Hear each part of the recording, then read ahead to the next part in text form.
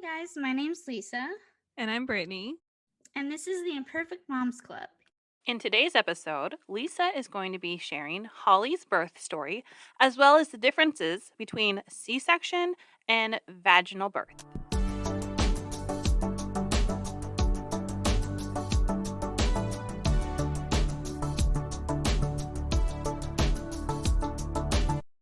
Lily's and Holly's births could not have been more different. With Lily, I was induced at 37 weeks and 2 days due to having polyhydramnios, or high water. I know now that I was barely poly that time, because they said that I was poly again this time, but it was barely. So anyway, that's a different story for another time. But I did not need to be induced that first time. I don't think I did. It was not medically necessary. When you get induced, they will have you check into the hospital the night before in order to perform cervical ripening. My husband and I actually had a nice dinner at Olive Garden before heading over there. Also, I just about flipped when I read the term cervical ripening in the hospital registration email. I mean, is it just me or does that term make you guys cringe? Really, it just means softening of cervix overnight to start the dilation. It's painless, just weird. They put this thing up next to my cervix. It felt like a thin strip of paper with a rough end. Not sure how that works, but it did its thing. I was dilated to 3 centimeters the next morning. Around 7 a.m., a nurse came in to start the Pitocin, which is the drug they use to kickstart labor. Since an induction is forcing labor to start, the contractions are stronger. Once I'd been on the Pitocin for about an hour, my OB came in and broke my water. I lasted a long time before getting the epidural, but that was only because I was so afraid of it. I didn't want them going anywhere near my spine with that needle. I finally gave in around the 6-hour mark, once I was barely breathing, and was pleasantly surprised. That anesthesiologist was a wizard. I didn't even feel a thing. Also, I found out that I really love epidurals. Epidurals are magic. Honestly, I forgot I was in labor. The uncomfortable part, though, was that the epidural had rendered my legs completely useless. I mean, I couldn't even tell my brain to move my legs. I didn't like it one bit. After 12 hours of labor, my cervix was only at 4 centimeters. I had only dilated 1 more centimeter that entire day. My body was not ready to give birth at all. My cervix was like, nah, dog, I don't understand. We're not giving birth today. What's going on? Another reason why I'm upset about the first birth is just because, I wasn't ready. They kind of forced the issue before it was time. Because my water had already been broken 12 hours before, my OB decided that C-section would be best. So I was getting a C-section. What they don't tell you is that a C-section is major surgery. Major. It just wasn't something I thought about. I mean, a C-section is just another way that women give birth, so I didn't think about it beyond that. I was terrified. I don't know about you guys, but I always get so nervous getting medical procedures done, and even though this is the birth of my daughter, it was no different. No joke, I bawled the entire time. Every picture my husband has of me, I'm just a puffy, snotty mess surrounded by surgical sheets. The procedure took about an hour, although it felt like several. I finally heard my baby's first cry, and then all was good with the world. And then I immediately passed out. They had given me so many drugs with the epidural and some anti-anxiety meds that all I could do was fall asleep. Not even kidding, I did not wake up until the next morning. The saddest part is that I don't remember the first hours with Lily. Thankfully, my husband is amazing and took a lot of pictures, so I was able to relive those precious moments. So now let's talk recovery, because recovery from a C-section is a freaking doozy. The first few days in the hospital were really hard. Every time I got up to go to the bathroom, I had to basically launch myself off the bed and then stand hunched over for a few minutes because the pain was so extreme. It felt like my organs were just gonna fall right out of my incision, and I could only walk about -2 miles per decade. Walking is super important though, remember that. You aren't going to want to walk, but you need to. The doctor will tell you that at the hospital, but trust me, you'll heal so much faster if you do. Even if it's just around your house. That's all I had the energy to do anyway the first few days after we got home, so I would just do laps around my kitchen. I started walking to get the mail after that, and my distance increased every day. What took longer to go away though was the sharp pains any time I would cough, laugh, or sneeze. The day we got back from the hospital, Paul decided to say the funniest thing he's ever said, and I wanted to kill him. I couldn't stop laughing, and the more I laughed, the angrier I got. Coughing and sneezing were also miserable. I've got big, manly sneezes that just erupt out of my face, and they always left me in tears clutching my stomach. Sadly, C-section recovery for me was not just physical. I went through several months of shame about how Lily had come into the world. I felt like my body had failed me and like I didn't even give birth to my daughter at all. I felt like the doctors did. Shame is the worst, and this made the postpartum depression even harder to shake. As much as I knew and kept telling myself that C-sections are just as valid as vaginal deliveries, I just could not get out of the shame spiral. It even had me feeling disconnected from Lily for a long time, and I hated that. If anyone listening has had a C-section and is having a rough time, please reach out. Every situation is different, but we're in this together and you are not alone. Like what you're hearing so far? Be sure to hit that subscribe button so you never miss an episode. This podcast is made possible by listeners like you, and we really love sharing with you guys. Now back to the show. This time with Holly, it was completely different. I actually did go into labor naturally, like I wanted. I woke up at 37 weeks and 2 days, which is exactly the same time that I was induced Lillian, that Lillian was born, which is hilarious. I guess, your body kind of knows, even though the first time, for me, even though my first time was not natural, I guess my body still understood, like, oh, this is the end point. 37 weeks and 2 days, I woke up and I remember thinking, I'm 37 weeks and 2 days today. If I don't go into labor, this will be the longest I've ever been pregnant. So, I don't know. I had a feeling, I was like, wouldn't it be cool if, but, I wasn't thinking too much about it. So I hopped in the shower, and when I got out of the shower, I remember feeling like, I don't know, like something was going on between my legs. So I went to the bathroom, and I was bleeding. I started bleeding. Luckily, I'd done enough research at this point to know, this wasn't a moment of panic. This was a moment of excitement, because I was like, oh, this could be it. This could be it.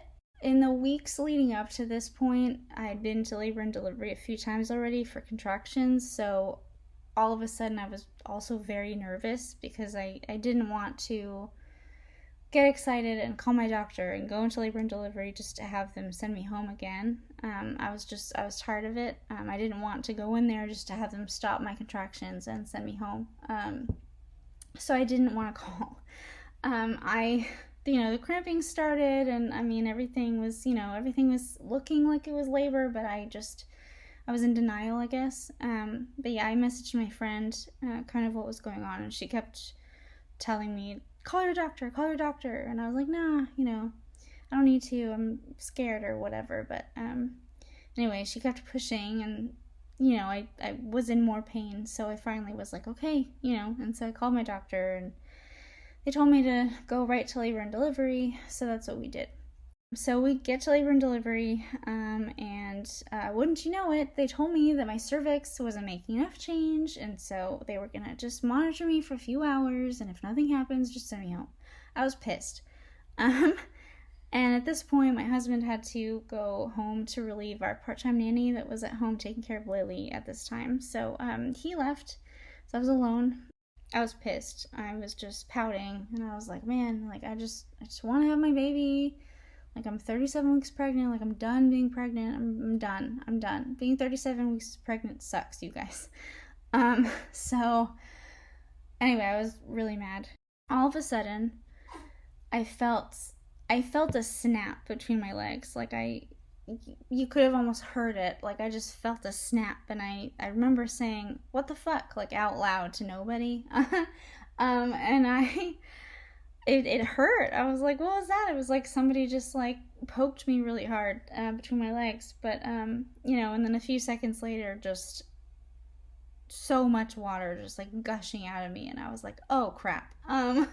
So, my water broke, and I'm like, oh, call button. I need to call the nurse, I look around the room, and I can't find the call button. I just couldn't find it anywhere. I kept scanning the room. I was looking under pillows, under my blanket, and, and I didn't want to move because, like, gushing water everywhere. So what am I going to do? Like, get up and leave the room? And no. I decided to start yelling for help. So I just kept going, help, help, help. And, and nobody heard me because my voice is really soft. And finally, I heard somebody outside the door. And so I got louder, and I said, help me. So the nurse that was out there, not my nurse, but just a nurse that was outside, just came in, and I was like, my water broke. Like, I basically, like, yelled at her, and I feel bad, but I was panicking. And so she said she'd call my nurse, and, a little bit later, somebody, right after that, somebody came in to clean me up. But then my nurse walked in and she laughed and she said, "Well, I guess you bought your ticket to stay." Because I, like, she understood. She knew how much I wanted to stay and be admitted. And so she knew how mad I was. So she just, she was like, "Oh, you bought your ticket," and I was like, "Yeah, I did. I sure did." Anyway, so my water broke and I was in labor.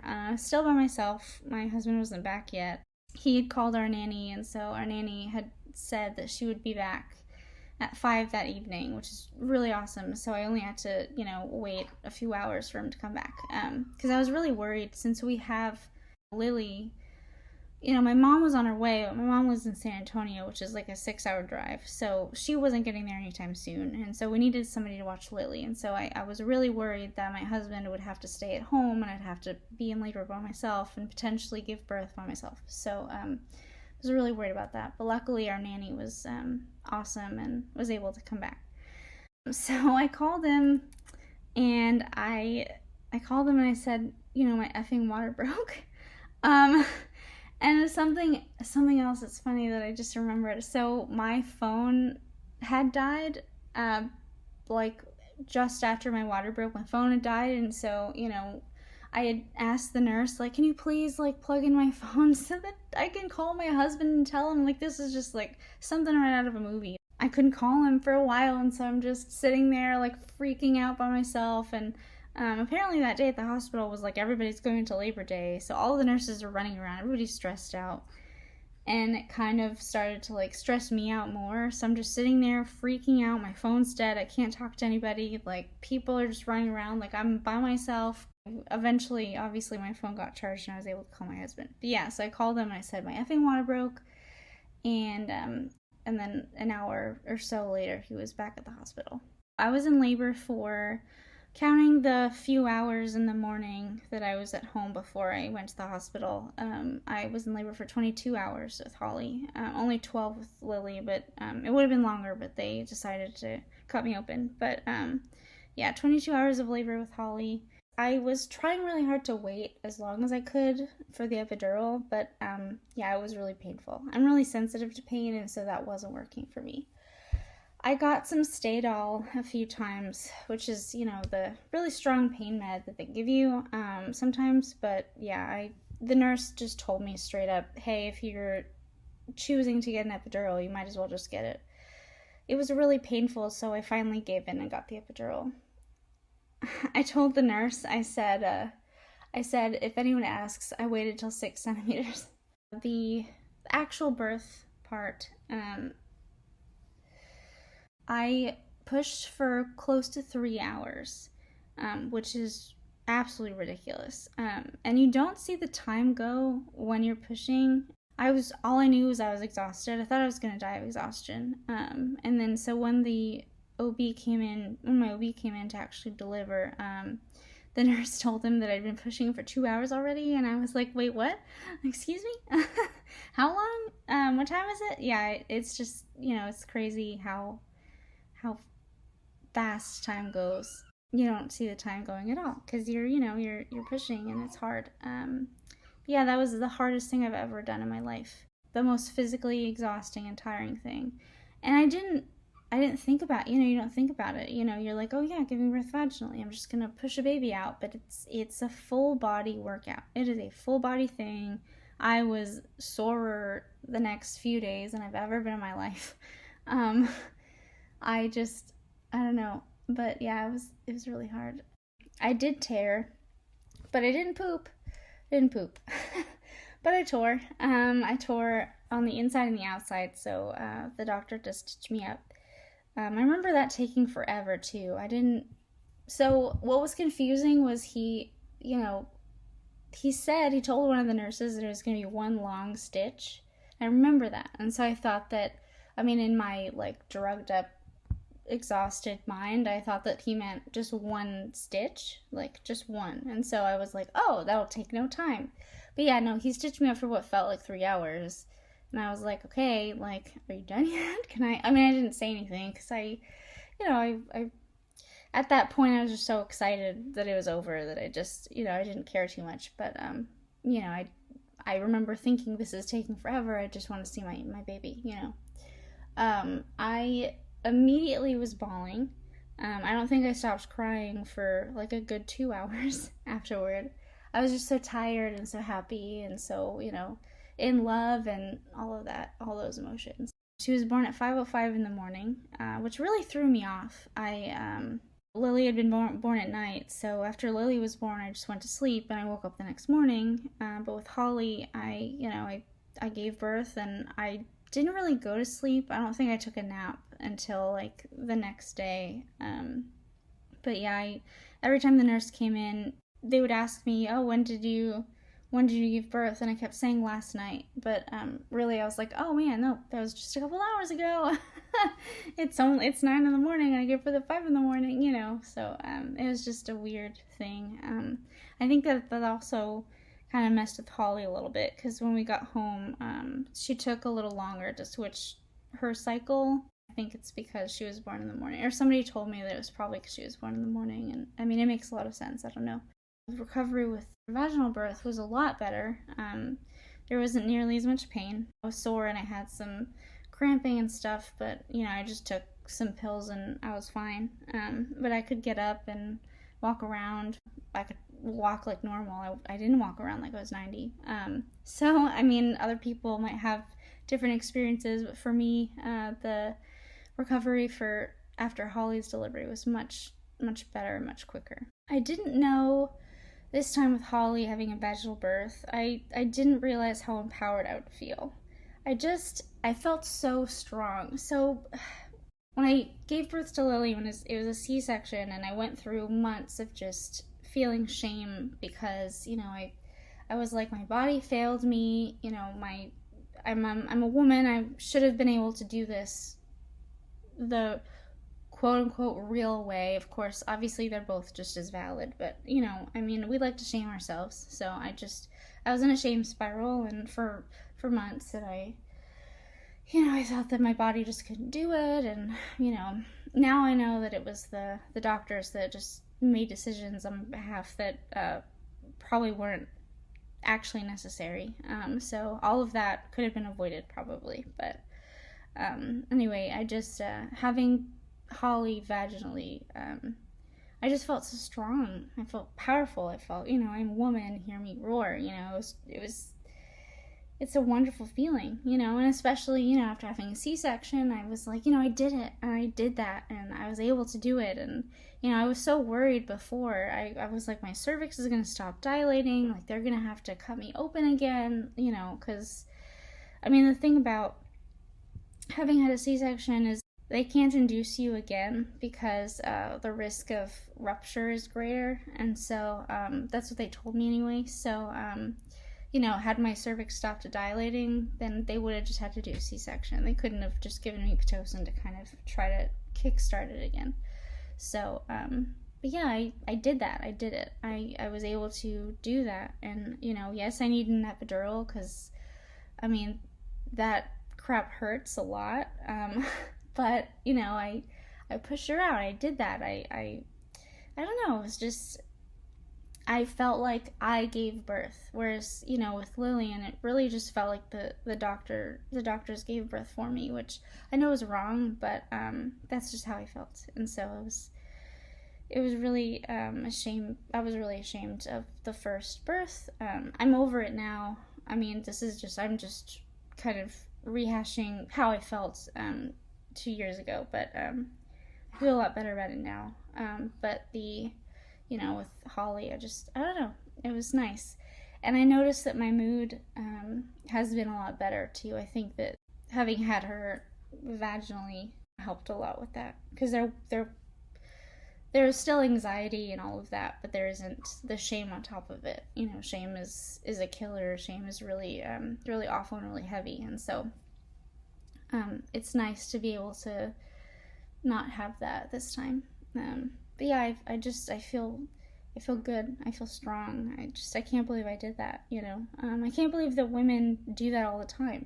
Like I was telling Paul, I was like, people just do this. Like they just do that every day, all day. Like I mean, people give birth every second, probably, you know?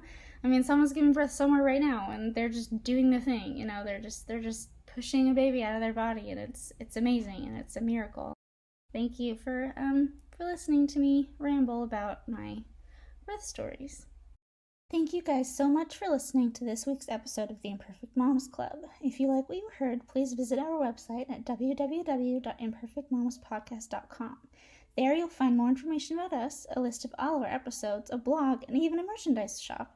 We love this podcast so much and are thrilled to be able to share it with all of you.